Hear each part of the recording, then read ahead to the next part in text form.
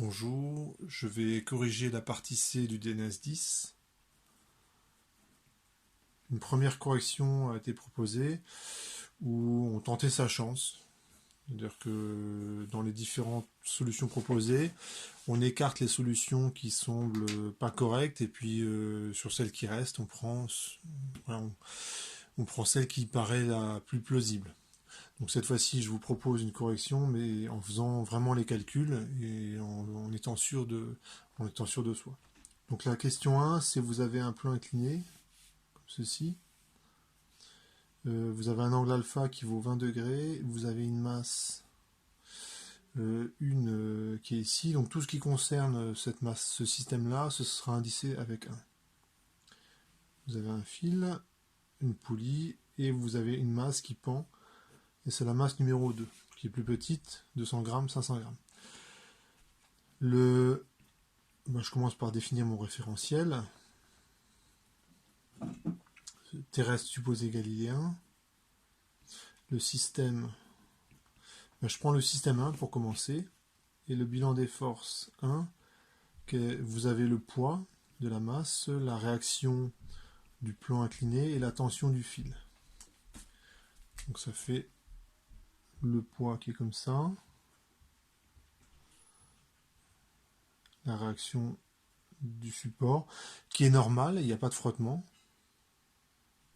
Et la tension du fil qui est là. T1, j'applique le principe fondamental de la dynamique, donc c'est M1 à 1, c'est égal à la somme des trois forces. Et donc il est temps de projeter cette équation là, donc je vais me donner, je vais dire que ça c'est x1, ça je vais dire que c'est y1 et z1 il est vers vous. Alors dans toutes les projections, finalement celle qui m'intéresse c'est celle qui est suivant x. Donc je vais juste retenir celle-là. Alors le poids ça fait m1g sinus alpha. La réaction du support, sa projection elle est nulle. Et moins T1. Donc ici j'ai un plus parce que le poids, je vois bien qu'il va entraîner la masse dans le sens des x1 positifs. Lorsque je projette le poids, je vois bien que ça fait une composante qui est positive. Et alors que la tension du fil, elle est dans le sens inverse de l'axe x1. Donc ça donne ça. Ça c'est ma première équation. Je vais prendre le système 2. Donc bilan des forces 2. Vous avez, c'est un petit peu plus simple, vous avez le poids et la tension du fil, comme ceci. Donc P2, T2, j'applique le PFD, M2A2 égale P2 plus T2. Et je vais projeter ça suivant un axe que je vais prendre vertical, et que évidemment j'appelle X2. Donc j'ai pas vraiment besoin d'autre axe que l'axe X2. Et quand je projette suivant cet axe, ça fait moins M2G plus T2. Ça c'est ma deuxième équation. Alors comme le fil et la poulie sont idéales, et bien T1 ça vaut T2. Ça c'est ma troisième équation. Autre chose, le fil est inextensible. Ça veut dire que quand x2 augmente, et ben x1 augmente aussi. Vu comment j'ai orienté mes axes, j'ai donc x1, c'est x2 plus une constante qui va dépendre de la longueur du fil. Et c'est pas du tout un paramètre pertinent. C'est-à-dire que, imaginons, au lieu de mettre 10 cm de fil là, je mets 1 mètre, tant que la masse 2, elle pend, elle est accrochée au bout du fil, elle touche pas le sol, ça change rien. Donc cette constante-là, elle ne joue pas de rôle particulier. Je dérive 2 fois. Donc je dérive 2 fois parce que j'ai l'accélération ici. Donc j'ai besoin d'une relation entre l'accélération pour x1 et pour x2. Et ça, c'est ma quatrième équation. Et à partir de maintenant, bah, là, il y a une petite phase calculatoire. Donc pour un premier temps, je vais recopier les 4 équations. Et je vais éliminer tout ce qui ne m'intéresse pas. Et puis je vais trouver l'expression de T1. Voilà, donc j'ai recopié les 4 équations. Donc ce que je vais faire, c'est me débarrasser de tout ce qui n'est pas, on va dire T1. Donc je prends T1 ou T2, vu que ces deux tensions sont identiques, hein, le fil est idéal, donc il retransmet les efforts. Donc je vais dire que j'élimine tout sauf T1. Donc là, je vais créer l'équation qui va bien. Voilà, donc j'ai utilisé l'équation 4. L'équation 4, c'est x1 seconde à gauche, x2 seconde à droite. x1 seconde, eh ben, c'est simplement l'équation 1 divisée par m1. Ça donne ça. L'équation x2 seconde, c'est l'équation 2 divisée par m2. Ça donne ça. T1 et T2, c'est la même chose, donc je remplace T2 par T1. Et bon, l'équation 4 qui relie les deux. Donc je peux isoler maintenant T1 et ensuite je vais faire l'application numérique. Voilà, j'ai fait les 2 lignes de calcul là pour arriver à l'expression de T1 et quand on fait l'application numérique on trouve 1,88 newton. Donc en fait je m'étais trompé dans la première correction. La bonne réponse c'est la réponse petit a. J'arrondis à 1,88 newton, je l'arrondis à 1,9 newton. Donc ça c'est vraiment la bonne réponse et je m'étais trompé dans la première correction. J'aurais pu également faire utiliser des arguments énergétiques.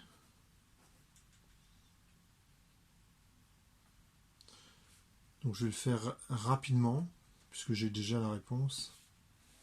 C'est pas la peine d'y passer beaucoup de temps. Je vais simplement écrire l'énergie mécanique du total. Donc, quand j'écris l'énergie mécanique totale, ça fait quoi? Ça fait mg mg fois l'altitude de la masse 1, donc il y a un moins x1 sinus alpha. Donc ça ce serait moins x1 sinus alpha, c'est l'altitude de la masse 1. Donc ça c'est moins l'altitude. Pour le x2, c'est plus mg x2. Donc ça c'est l'énergie potentielle de pesanteur pour 1. Ça c'est l'énergie potentielle de pesanteur pour 2. Il y a l'énergie cinétique.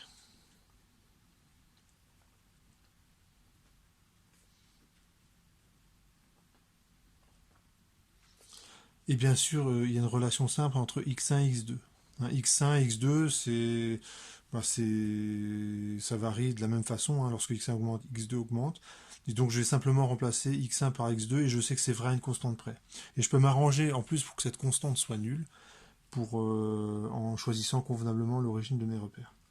Donc finalement l'énergie mécanique à une constante près c'est je vais garder 1 x1 1 moins sinus alpha mg. Donc je vérifie qu'il n'y a pas de souci. Ouais, c'est bon.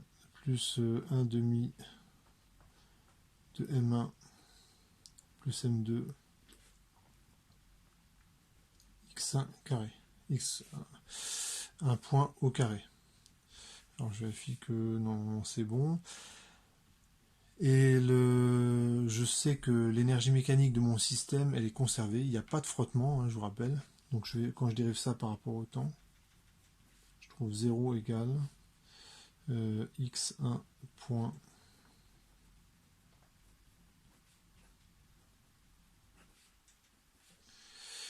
m1 plus m2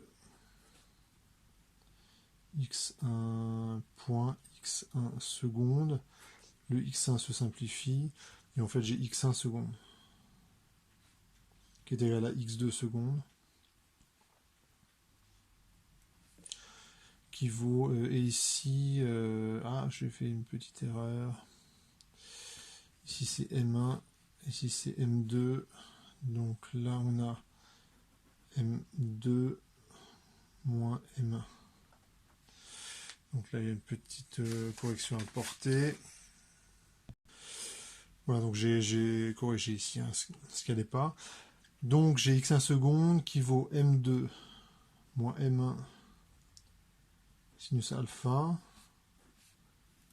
Le tout divisé par la somme des masses fois G. Et une fois que j'ai ceci, je peux réinjecter x2 secondes dans l'expression, dans la deuxième équation qui est ici par exemple. Je pourrais aussi réinjecter x1 seconde dans cette équation, mais là ça va être plus simple. Et donc quand je réinjecte, ça fait m2 fois ce truc là, donc m2 moins m1 sinus alpha sur m1 plus m2 fois g, ça vaut moins m2 g plus t2. Bon, je vais finir le calcul et vérifier que j'ai bien la même expression que tout à l'heure. Voilà, j'ai fini le calcul et effectivement je trouve la même expression. Donc là on a gagné un petit peu, c'est à ce niveau-là. L'intérêt de l'argument énergétique, c'est que je m'amuse pas à projeter, je m'amuse pas avec des vecteurs. Je travaille avec des scalaires uniquement. Ce genre d'approche est fructueuse lorsque vous avez des systèmes unidimensionnels, lorsqu'il n'y a qu'un seul degré de liberté. Hein, s'il y a plusieurs degrés de liberté, cette approche énergétique-là est, du coup, est inopérante. Hein, parce que quand vous avez un scalaire, vous n'avez qu'une équation, donc vous ne pouvez traiter qu'une seule variable. Si vous avez un système où il y a plusieurs variables, il y a d'autres techniques qui existent, mais en tout cas cette approche-là, elle ne marche plus aussi bien. Je vais passer à la question 2. Alors la question 2, vous avez on lance un projectile, c'est la même vitesse, et vous avez deux options un tir tendu qui arrive jusqu'en 2 et un tir en cloche qui arrive jusqu'en 1, et on vous demande quel est le tir qui est le plus court, qui est le plus rapide. Donc j'avais proposé quand je dis ça, j'écarte d'office déjà les réponses petit b et petit d qui sont respectivement les billes arrivent en même temps en 1 et en 2. Hein, c'est exactement la même durée. Donc ça c'est très peu probable. Et la réponse D, de toute manière, elle n'était pas correcte, puisqu'on vous dit que la hauteur atteinte dépend uniquement de la norme de la vitesse initiale. Quand vous regardez le schéma, c'est déjà impossible. Je me donne un repère. Z, X, comme ceci.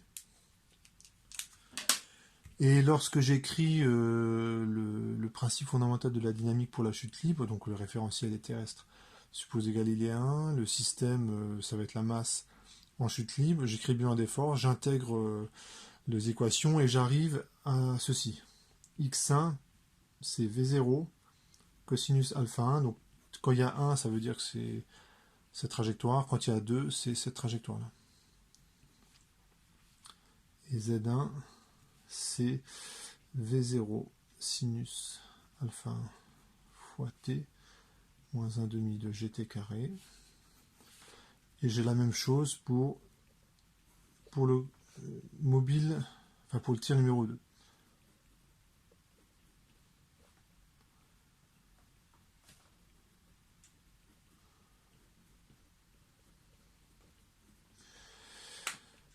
Et on peut en déduire l'instant.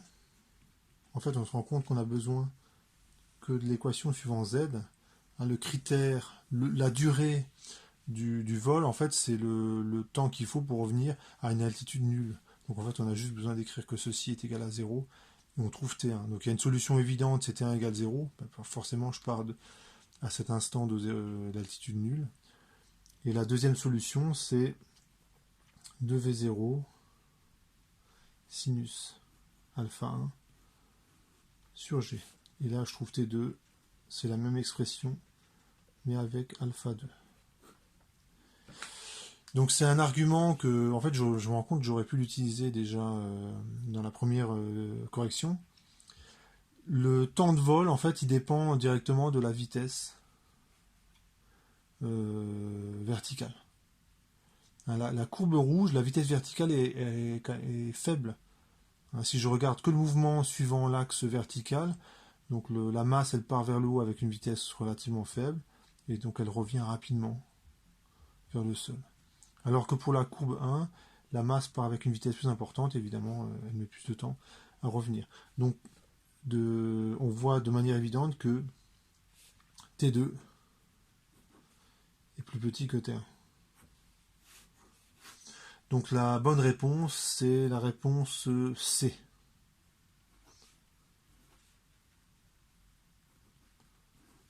Et ça correspond bien à ce que j'avais proposé dans la première correction. Ensuite, question 3. Donc ce que j'avais proposé était déjà très correct dans la première mouture. Je fais le rappel rapidement. Donc vous avez le bonhomme là qui est ici. Vous avez le système qui est en train de tourner à une vitesse angulaire oméga. Et vous avez une force centrifuge que j'avais écrit mv carré sur r, suivant E de r. Et si je dis que v c'est oméga r, en fait ça fait oméga carré r, suivant E de r. Ça c'est la force centrifuge. Vous avez le poids. Alors, je rappelle que la notion de force centrifuge est pas au programme, mais ici je le dis quand même parce que ça correspond vraiment à, j'ai envie de dire, à du vécu. Hein. Si vous êtes dans un virage en voiture, ben vous voyez bien qu'il y a une force qui vous pousse vers l'extérieur du virage. Ben c'est de cette force-là dont je parle.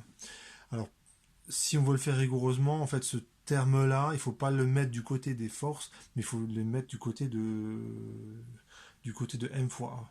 Et donc, ça fait m fois moins v carré sur r, e de r, et on reconnaît là l'accélération centripète. Bon, je passe sur les détails, et on disait simplement que la somme de ces deux forces-là, qui fait un vecteur à peu près comme ceci,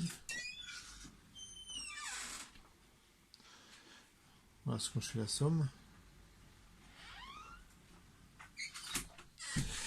il faut que ce vecteur-là soit contenu strictement dans le cône de frottement. Et donc c'est la composante tangentielle, donc mg, sur m oméga carré r doit être plus petit que le coefficient de frottement si je veux que la personne ne glisse pas. Et on trouve que r était plus grand que, la masse se simplifie, et r est plus grand que g sur f oméga carré. Donc je vérifie juste que je trouve le même résultat. Ouais. Et donc, on trouve 2 mètres. Donc c'est la réponse C.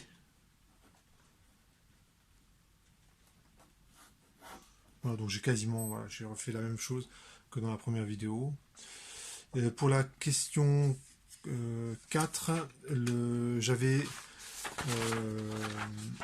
on pouvait exclure en fait toutes les réponses sauf une. Donc du coup, par exclusion, on avait la bonne réponse. Cette fois-ci, je vais faire le calcul pour de bon. Donc je vais considérer le pendule simple.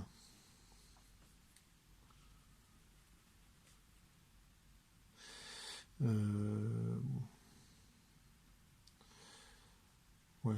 Alors ici, je vais prendre θ, mais alors θ est négatif. Pas très malin de faire ça. Bon, ça c'est mon pendule. E de R est comme ça. Et le θ, il est comme ça. Attention, un θ est négatif. En fait, l'habitude, c'est de toujours prendre θ positif. Donc le pendule avec θ positif aurait été de ce côté-ci. Bon. Vous avez bilan des forces, la tension du fil,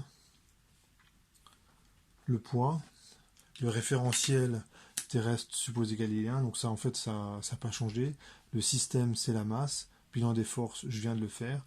J'écris l'accélération, c'est R seconde moins R θ point carré. R sera égal à, on va dire, L, la longueur du fil. Ici 2R point θ point plus R θ seconde. 0 suivant E2Z. Alors la tension du fil, ici j'ai mg cosinus θ moins t, où t c'est la tension du fil, et ici j'ai moins mg sinus θ. Alors vous allez me dire non, parce que le poids il est dans le même sens que θ, mais attention, θ dans cette figure est négatif. Donc du coup, il faut bien que je mette un signe moins pour que ça, ce soit cohérent avec une projection positive sur ce schéma.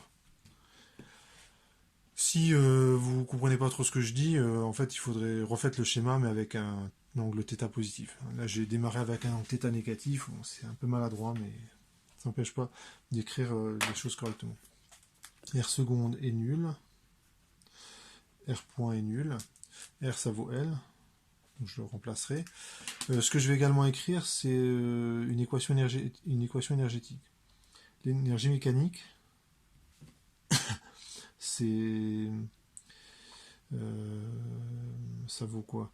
Ça vaut moins mgl cos θ. Donc ça, c'est l'énergie potentielle de pesanteur. Plus 1 demi de ml carré θ point carré. Et ça, c'est une constante.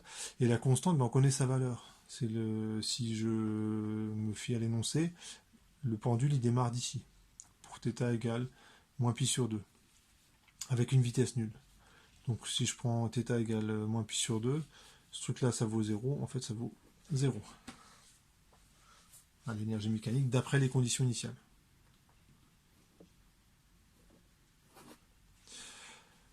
Donc si je peux en déduire l'expression de l'accélération, tous les termes en fait. L'accélération suivant θ, ça vaut ça.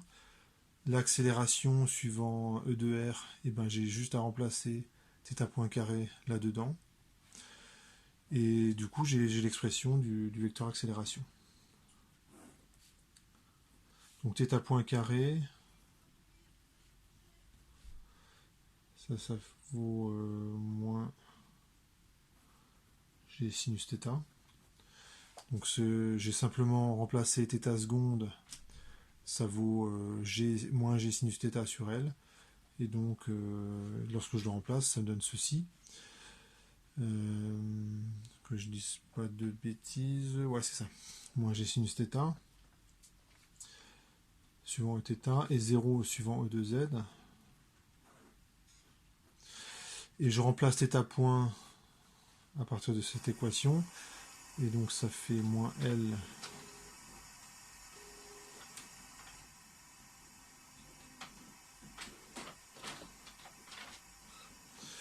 θ point carré, donc la masse se simplifie.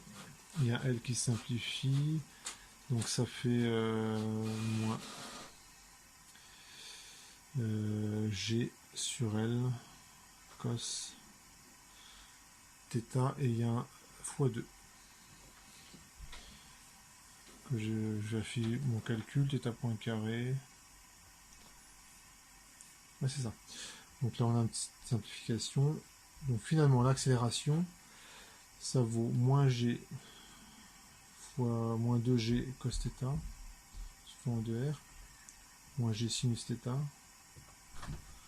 suivant Eθ, 0 suivant E2Z.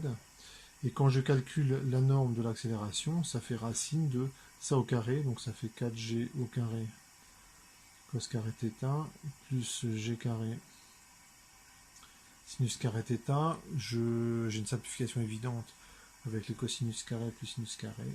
Donc l'accélération en norme, c'est G que je peux mettre en facteur 3 que je dise pas de bêtises.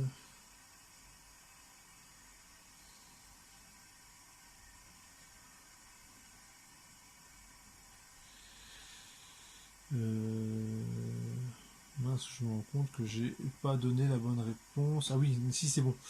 C'est bon parce que là j'ai l'expression en fonction de θ, mais il faut donner l'expression de l'accélération en fonction de alpha. Donc je refais un petit schéma. Donc θ ici, et alpha cet angle-là. Donc la relation entre alpha et θ, et je vous rappelle que sur ce schéma-là, θ est négatif, le pendule il est là. Donc vous avez alpha moins θ, ça vaut pi sur 2. Donc je remplace l'accélération CG racine de 3 cos carré. Donc θ c'est alpha moins pi sur 2 plus 1. Et là on reconnaît sinus carré alpha. Donc